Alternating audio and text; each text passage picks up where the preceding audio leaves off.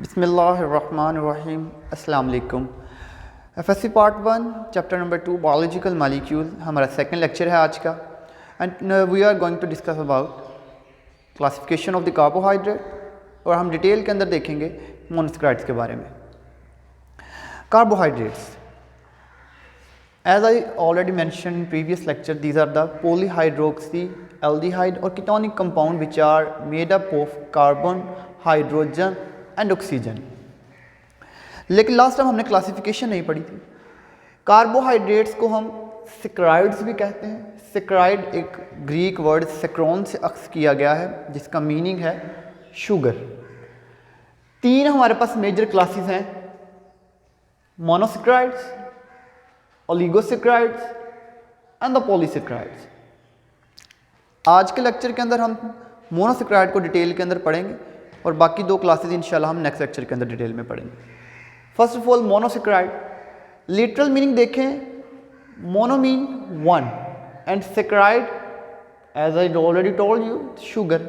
मतलब ऐसे हमारे पास कार्बोहाइड्रेट जो एक शुगर पर मुश्तमिल है, मीन्स कि ये एक यूनिट पर मुश्तमिल है।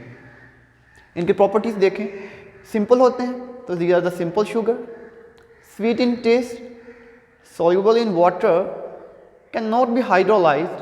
हाइड्रोलाइज मीन चूँकि ये बने ही एक यूनिट से हैं तो इनको फर्दर हाइड्रोलाइज करने का कोई मकसद हमारे पास है ही नहीं, कोई तरीक़ेकार ही नहीं है। All the carbon atom have hydroxyl group except one. Last time भी कार्बोहाइड्रेट की डेफिनेशन में बताया था कि carbohydrates are the polyhydroxy aldehyde and the ketonic compound. Same चीज़ जो है वो मोनोसैकराइड पर भी अप्लाई होती है कि मोनोसैकराइड भी पॉलीहाइड्रोक्सी कंपाउंड है। Poly mean many and hydroxy mean hydroxyl group. तो यहाँ पर भी जितने भी कार्बन एटम मौजूद होंगे, आइदर इट्स 3 और 7 और दरमियान में जितने भी 4, 5, 6, 7, तमाम के तमाम कार्बन एटम के साथ हाइड्रोक्सल ग्रुप होना लाजम है। लेकिन एक कार्बन एटम के साथ हाइड्रोक्सल मौजूद नहीं होता। ये जो लास्ट कार्बन एटम, या सॉरी ये किसी भी नंबर पर हो सकता है, नॉट लास्ट कार्बन, लेकिन ये जो एक कार्बन रह जाता है जिस पर हाइड्रोक्सल ग्रुप मौजूद नहीं है, ये कार्बन एटम जो शुगर्स हैं, मोनोसैकराइड है, इनको एक फंक्शनल ग्रुप के तौर पे काम करता है। जैसे कि देखें हमारे पास दो फंक्शनल ग्रुप होते हैं, एल्डिहाइड और कीटोन। तो these are the chemically polyhydroxy aldehyde और कीटोन। एग्जाम्पल देख लें, ऐसी शुगर जिनके अंदर एल्डिहाइड ग्रुप पाया जाता है, ऐसी शुगर्स को बोलते हैं एल्डो शुगर, और ऐसी शुगर जिनके अंदर कीटो ग्रुप पाया जाता है, ऐसी शुगर्स को बोलते हैं हम कीटो शुगर या एल्डोसिस एंड कीटोसिस। मैं लिख देता हूँ ये भी terminology.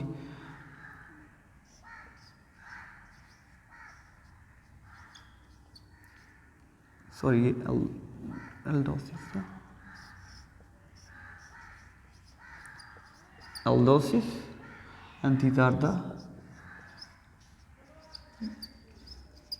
ketosis. Now which one are the aldosis and which one are the ketosis? ये हमारे केमिस्ट्री के अंदर हमने एक चीज़ पढ़ी हुई है, कार्बोनाइल कार्बन। ऐसा कार्बन एटम जिसके साथ डबल बॉन्डेडली ऑक्सीजन एटम लगा हुआ हो, ऐसे कार्बन एटम को बोलते हैं कार्बोनाइल कार्बन।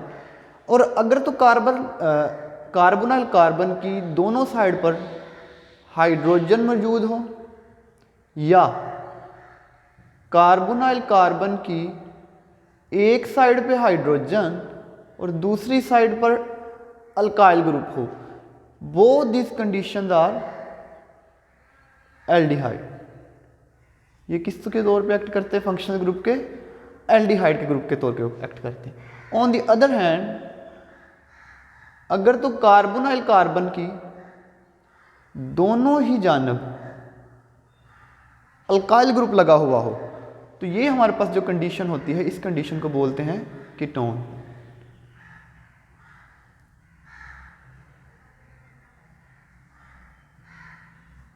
मैं इसको जरा साफ करके लिख देता हूँ।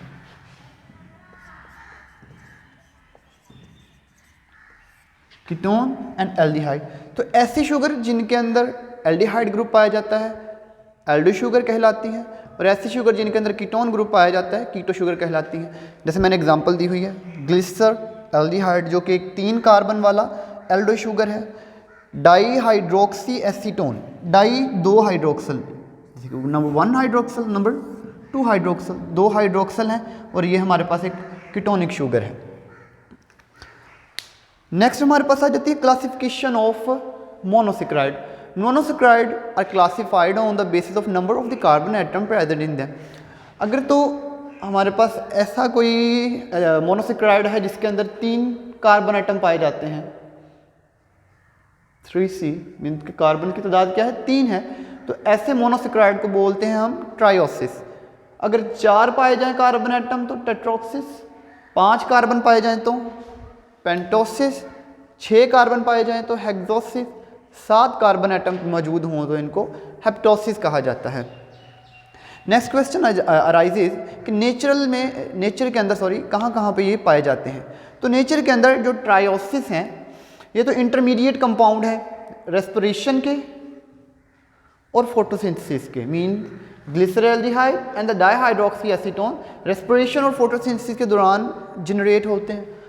जो टेट्रोसिस हैं ये बहुत ज़्यादा कॉमन नहीं है नेचर के अंदर, लेकिन पेंटोसिस और हेक्सोसिस ये दोनों बहुत कॉमन है। ग्लूकोज, फ्रुक्टोज, जितनी भी फ्रूट्स हम खा रहे हैं तमाम का हिस्सा होते हैं, क्योंकि ये मीठा जो प्रोवाइड करते हैं, जो उनका टेस्ट मीठा है वो इन्हीं शुगर्स की वजह से होता है, पेंटोसिस और हेक्सोसिस, ग्लूकोज और कीटोन्स की वजह से।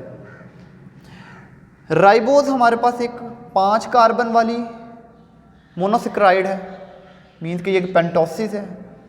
फ्रुक्टोज और ग्लूकोज दोनों हमारे पास 6 कार्बन वाली मोनोसेक्राइड है। फ़र्क क्या है, ग्लूकोज एक एल्डो शुगर है और फ्रुक्टोज एक कीटो शुगर है। यू कैन सी मैंने रेड कलर के अंदर इनको फंक्शनल ग्रुप को लिख दिया है ताकि आपको अंडरस्टैंड करने में आसानी हो जाए। एरेथ्रोज एक 4 कार्बन शुगर है, ठीक है, जो कॉमन नहीं है इतनी ज़्यादा, इस वजह से हमें इसके बारे में इतना नहीं पता। ये अमूमन ब्लड के अंदर पाई जाती है, इस वजह से इसका नाम एरेथ्रो भी इसी वजह से लगा हुआ है इसके नाम के साथ। ये तो है कॉमन हमारे पास जी इनके बेसिक स्ट्रक्चर्स के बारे में कि एल्डिहाइड क्या है।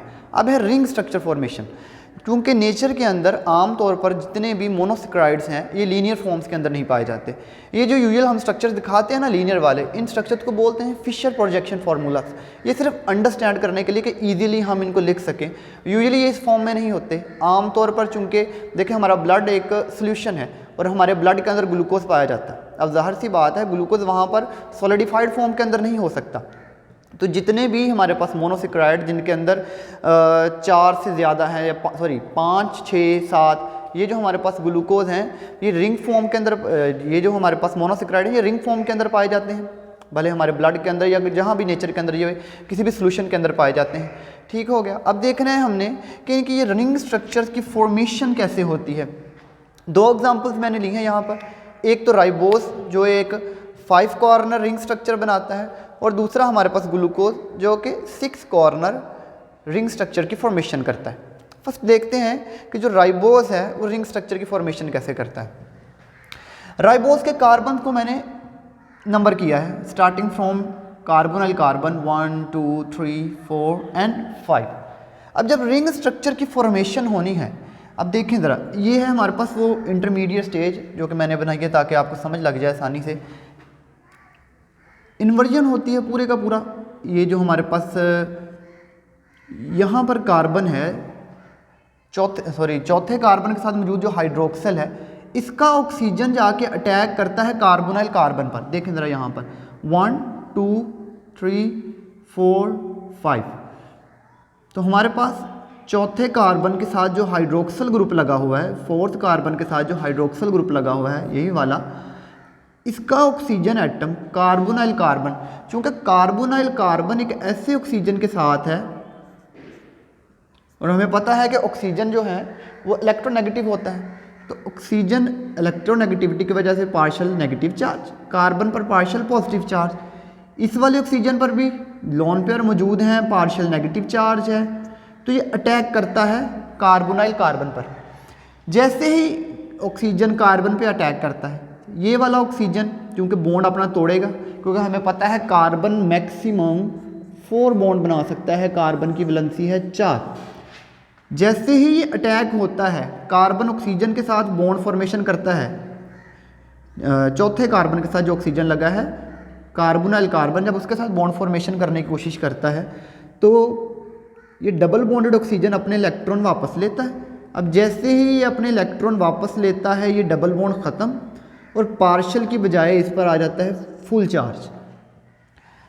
जैसे ही फुल चार्ज आता है, ये बॉन्ड फॉर्मेशन होती है। देखिए ऑक्सीजन की भी वैलेंसी 2 है, इससे ज़्यादा ऑक्सीजन भी बॉन्ड नहीं बना सकता है। देखिए ज़रा यहाँ पर एक तो बॉन्ड ये बना हुआ है और दूसरा बॉन्ड बनाने की कोशिश कर रहा है, और एक बॉन्ड पहले ही हाइड्रोजन के साथ बना है, तो यहाँ से ये वाला बॉन्ड भी ब्रेक हो जाता है। अब देखिए अगर न्यू बॉन्ड फॉर्मेशन होगी, जैसे ये हाइड्रोजन भी उतरता है इस पर भी फुल प्लस चार्ज आ जाता है। तो ये वाला हाइड्रोजन जिस पर फुल प्लस चार्ज है, ये वाला ऑक्सीजन जिस पर फुल नेगेटिव चार्ज है, दोनों एक दूसरे को अट्रैक्ट करते हैं और अटैच हो जाते हैं। तो हमारे पास रिंग स्ट्रक्चर की फाइनल फॉर्म क्या बनती है, देखिए ज़रा, वही ये वाला बॉन्ड फुल बन जाता है, डबल बॉन्ड टूट गया, यहाँ से जो ऑक्सीजन हाइड्रोजन उतरा था वो इस ऑक्सीजन के साथ चला गया और वहाँ पर OH बन गया, और हमारे पास ये बॉन्ड फॉर्मेशन होगी और पूरे का पूरा एक रिंग स्ट्रक्चर बन गया 5 कॉर्नर वाला। 1 2 3 4, ये 5वां कार्बन, और इस रिंग स्ट्रक्चर के अंदर एक क्या होता है, ऑक्सीजन एटम मौजूद होता है। जो हमारे पास 5 कार्बन वाले मोनोसेक्राइड हैं, ये जो रिंग स्ट्रक्चर बनाते हैं इनको बोलते हैं राइबोफ्यूरानोस। इसको याद रखने की एक आसान सा फॉर्मूला है। अब देखें ज़रा गौर करेंगे तो जो फिशर प्रोजेक्शन फार्मूला है, जो लीनियर स्ट्रक्चर है, जितने भी सब्सटीट्यूएंट हमारे पास लेफ्ट साइड पे मौजूद हैं, ये है लेफ्ट साइड, ये है राइट साइड। जब रिंग फॉर्मेशन होती है, तमाम के तमाम सब्सटीट्यूएंट जो कि कार्बन एटम्स की लेफ्ट साइड पर मौजूद हैं, रिंग स्ट्रक्चर में वो अपर साइड पर मौजूद होते हैं, और जितने भी राइट साइड पर हैं वो रिंग स्ट्रक्चर में लोअर साइड पे मौजूद होते हैं। तो इसको याद रखने की सिंपल सी रिंग स्ट्रक्चर के जो एक आप समझ लें ट्रिक है, वो ये है कि left up right down, mean के all the substituent present in left side in Fisher projection formula will be present on the upper side in cyclic form। ठीक हो गया। Now let's see about ring structure formation of a glucose। अब glucose भी same 6 carbon total है। पहला carbon carbonyl carbon है, और जो 5वां हमारे पास कार्बन है, यहाँ पर अगेन 5वें कार्बन के साथ मौजूद ऑक्सीजन एटम अटैक करता है जाकर इस कार्बोनाइल कार्बन पर। देखिए ज़रा इस स्ट्रक्चर के अंदर ज़्यादा क्लैरिटी से समझ आ जाएगी। फर्स्ट कार्बन, ये फिफ्थ कार्बन के साथ मौजूद हमारा ऑक्सीजन, इसके साथ यहाँ पर हाइड्रोजन भी आएगा। ठीक हो गया। देखिए अगेन वही ऑक्सीजन, इसके ऊपर पार्शियल नेगेटिव चार्ज है, लोन पेयर मौजूद हैं, इस कार्बन पर पार्शियल पॉजिटिव चार्ज है, ऑक्सीजन कार्बन पर अटैक करता है। अगेन जैसे ही ये बॉन्ड फॉर्मेशन होना स्टार्ट होती है, ये वाला जो ऑक्सीजन है अपने इलेक्ट्रॉन वापस ले लेता है, जिसकी वजह से इस पर फुल नेगेटिव चार्ज। अगेन यहाँ पर भी जैसे ही ऑक्सीजन इधर बॉन्ड बनाता है तो हाइड्रोजन के साथ बॉन्ड टूटना स्टार्ट हो जाता है, हाइड्रोजन पर क्या आ जाता है, फुल पॉजिटिव चार्ज, और ये हाइड्रोजन क्या करता है, मूव करके इस नेगेटिव चार्ज की तरफ आ जाता है और OH के साथ जुड़ जाता है। यहाँ पर देखें अब फाइनल फॉर्म हमारे पास क्या बनेगी, इससे नीचे नंबर 1 कार्बन पर अब वो हाइड्रोजन मौजूद है वहीं का वहीं, ऑक्सीजन के साथ H आके जुड़ गया तो वो OH बन गया। यहाँ से H रिमूव हुआ और यहाँ पर क्या हो गया, अब सिंपल इस कार्बन के साथ और इस कार्बन के साथ ऑक्सीजन का बॉन्ड बन गया, पहले और 5वें कार्बन के साथ जो पहले मौजूद थे, और हमारे पास रिंग स्ट्रक्चर की फॉर्मेशन होगी। जो 6 कॉर्नर वाला हमारे पास रिंग स्ट्रक्चर जिसके अंदर ऑक्सीजन एटम मौजूद होता है, हम इसको पायरानोज बोलते हैं। चूँकि ये ग्लूकोज से बना है तो इसको हम ग्लूकोपायरानोज बोलते हैं। यही था हमारे पास रिंग स्ट्रक्चर की फॉर्मेशन के बारे में। So I forgot to tell you about something, जितने भी स्ट्रक्चर ये सारे के सारे मैंने डी के साथ लिखे हुए हैं। ये भी हमारे पास एक मोनोसेक्राइड का खासा है कि मोनोसेक्राइड के अंदर आइसोमरिज्म 3-4 किस्म का पाया जाता है।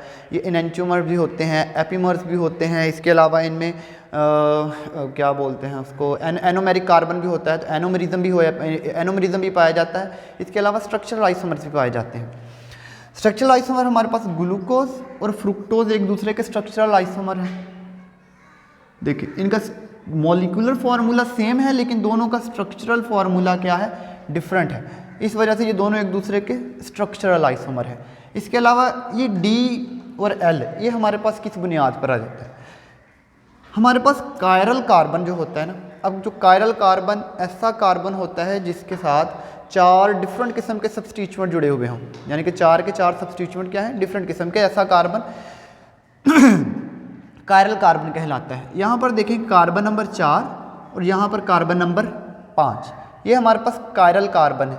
और अगर तो कायरल कार्बन की राइट साइड पर मौजूद हो हाइड्रोक्सल ग्रुप तो बोलते हैं डी फॉर्म, यानी कि अगर यही हाइड्रोक्सल इस साइड पे होता तो हमारे पास ये एल ग्लूकोज होता। ठीक हो गया, मीन्स कि अगर तो कायरल कार्बन की राइट साइड पर OH है तो इसको बोलते हैं हम डी फॉर्म, और अगर यही वाला जो H है कायरल कार्बन की लेफ्ट साइड पे आ जाए तो हम इसको बोलते हैं एल फॉर्म। इसी बुनियाद पर ये डी और एल की नोटेशन इनके साथ इस्तेमाल की जाती है ताकि इनके आइसोमर्स को बयान किया जा सके, आइसोमर्स को दिखाया जा सके। आज के लेक्चर में हम इतना ही पढ़ेंगे, इंशाल्लाह नेक्स्ट लेक्चर के अंदर बाकी का पढ़ेंगे। फ़ी अमान अल्लाह।